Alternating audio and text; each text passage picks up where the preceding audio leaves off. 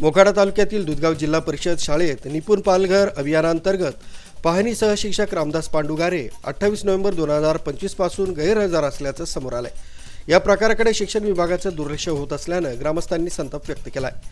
3.5 महिन्यांपूर्वी शाळेची पाहणी केल्यानंतर हा धक्कादायक प्रकार उघडकीस आला।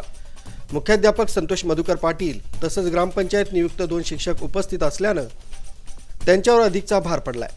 शाळेच्या एकूण 65 विद्यार्थ्यांपैकी 64 विद्यार्थी उपस्थित असल्याचं शाळेतील कॅटलॉगवरून दिसून आलंय। विद्यार्थ्यांची उपस्थिती समाधानकारक असली तरी शिक्षकांच्या उपस्थितीबाबत प्रश्नचिन्ह निर्माण झालंय।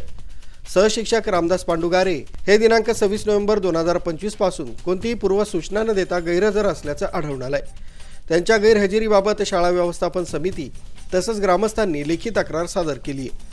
तक्रारीत नमूद केल्याप्रमाणे संबंधित शिक्षक वारंवार पूर्वसूचना न देता अनुपस्थित राहतात, तसंच शाळेय वेळेत पूर्ण वेळ थांबत नसल्याचा आरोप करण्यात आलाय। या प्रकारामुळे विद्यार्थ्यांच्या शैक्षणिक गुणवत्तेवर परिणाम होत असल्याची भावना ग्रामस्थांनी व्यक्त केली आहे। शाळेतील नियमित अध्यापन सुरळीत राहावं तसंच शिक्षकांनी वेळेचं काटेकोर पालन करावं अशी मागणी शाळा व्यवस्थापन समितीने केली आहे। संबंधित प्रकरणाची नोंद घेऊन वरिष्ठ शिक्षण अधिकाऱ्यांकडून चौकशी होण्याची शक्यता व्यक्त होत आहे। पुढील कारवाईकडे ग्रामस्थ तसंच पालकांचं लक्ष लागलंय। आरबी न्यूजसाठी पांडुरंग भांगरेसह मलिक शेख, मोखाडा।